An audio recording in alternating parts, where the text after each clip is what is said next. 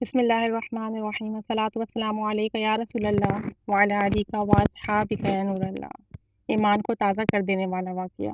سرکار دو عالم صلی اللہ علیہ وآلہ وسلم ایک مرتبہ اپنے صحابہ کرام رضی اللہ تعالی عنہم اجمعین کے درمیان تشریف فرما تھے کہ ایک یتیم جوان شکایت لیے حاضر خدمت ہوا۔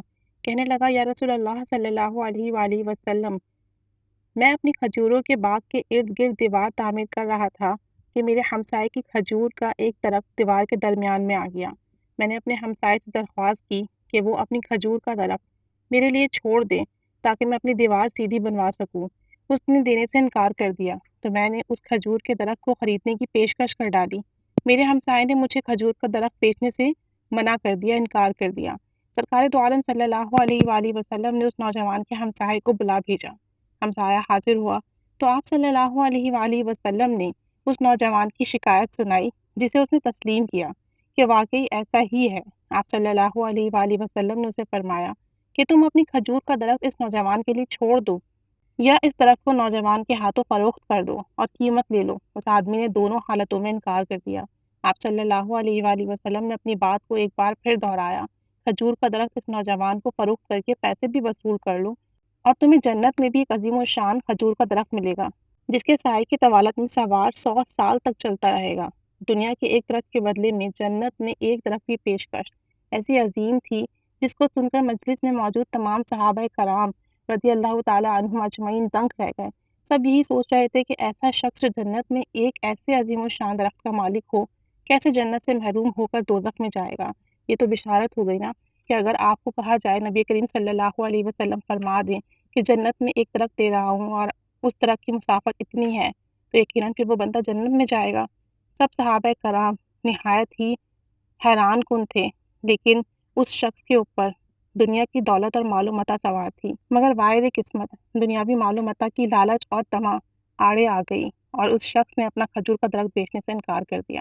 مجلس میں موجود ایک صحابی آگے بڑھے اور حضور اکرم صلی اللہ علیہ وآلہ وسلم سے عرض کی، یا رسول اللہ صلی اللہ علیہ وآلہ وسلم، اگر میں کسی طرح وہ درخت خرید کر اس نوجوان کو دے دوں تو کیا مجھے جنت کا وہ درخت ملے گا؟ آپ صلی اللہ علیہ وآلہ وسلم نے جواب دیا، ہاں تمہیں وہ درخت ملے گا۔ تو وہ صحابی اس آدمی کی طرف پلٹے اور ان سے پوچھا کہ میرے کھجورے کے باغ کے بارے میں جانتے ہو؟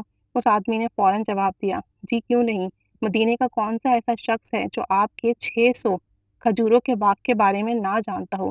ایسا باغ جس کے اندر ہی ایک محل تعمیر کیا گیا ہے، باغ میں میٹھے پانی کا ایک کنواں اور باغ کے ارد گرد تعمیر خوبصورت اور نمایاں دیوار دور سے ہی نظر آتی ہے۔ مدینے کے سارے تاجر آپ کے باغ کی اعلیٰ قسم کی کھجوروں کو کھانے اور خریدنے کے منتظر رہتے ہیں۔ تو ان صحابی نے اس شخص کی بات کو مکمل ہونے پر کہا، تو پھر کیا تم اپنے اس کھجور کے ایک درخت کو میرے سارے باغ، محل، کنویں اور اس خوبصورت دیوار کے بدلے میں فروخت کرتے ہو؟ اس شخص نے غیر یقینی سے سرکار دو عالم صلی اللہ علیہ وآلہ وسلم کی طرف دیکھا کہ کیا عقل مانتی ہے کہ ایک کھجور کے بدلے میں اسے ان صحابی کے 600 کھجوروں کا باغ کا قبضہ بھی مل جائے گا؟ معاملہ تو ہر لحاظ سے فائدہ مند نظر آ رہا تھا۔ حضور اکرم صلی اللہ علیہ وآلہ وسلم اور مجلس میں موجود صحابہ کرام رضی اللہ تعالی عنہما نے گواہی دی اور معاملہ طے پا گیا۔ وہ صحابی خوشی خوشی حضور صلی اللہ علیہ وآلہ وسلم کے پاس آئے اور سوال کیا، یا رسول اللہ صلی اللہ علیہ وآلہ وسلم، جنت میں میرا ایک کھجور کا درخت پکا ہے نا؟ آپ صحابہ کرام کی محبت دیکھیں، اپنا تمام مال و متاع، اپنی جان، اپنی عزت، اپنی دنیا کی ہر چیز، اپنی زندگی کی ہر شے آقا دو جہاں صلی اللہ علیہ وآلہ وسلم پر قربان کرنے کے لیے ہر وقت تیار رہتے تھے۔ آپ صلی اللہ علیہ وآلہ وسلم نے فرمایا، نہیں۔ ان صحابی کا سرکار دو عالم صلی اللہ علیہ وآلہ وسلم کا جواب سن کر ایک دم سے حیرت میں آ گئے۔ تو آپ صلی اللہ علیہ وآلہ وسلم نے اپنی بات کو مکمل کرتے ہوئے کچھ یوں فرمایا، اس کا مفہوم یوں بنتا ہے کہ اللہ رب العزت نے تو جنت میں ایک درخت، محض ایک درخت کے بدلے میں دینا تھا، تم نے تو اپنا پورا باغ ہی دے دیا ہے۔ اللہ رب العزت جو جود و کرم میں بے مثال ہے، انہوں نے جنت میں کھجوروں کے اتنے باغات عطا کیے ہیں، کثرت کی بنا پر جن درختوں کی گنتی بھی نہیں کی جا سکتی۔ میں تجھے پھل سے لدے ہوئے ان درختوں کی کس قدر تعریف بیان کروں۔ آپ صلی اللہ علیہ وآلہ وسلم اپنی اس بات کو اس قدر دہراتے رہے کہ محفل میں موجود ہر شخص یہ حسرت کرنے لگا کہ اے کاش وہ یہ صحابہ ہوتے۔ وہ صحابہ وہاں سے اٹھ کر جب اپنے گھر کو لوٹے تو خوشی کو چھپا نہ پا رہے تھے۔ گھر کے باہر سے ہی اپنی بیوی کو آواز دی کہ میں نے 4 دیواری سمیت یہ باغ، محل اور کنواں بیچ دیا ہے۔ बीवी अपने ख़ावंद की कारोबारी खूबियाँ और सलाहियतों को अच्छी तरह जानती थी। उसने अपने ख़ावंद से पूछा, "आपने कितने में बेचा है ये सब कुछ?"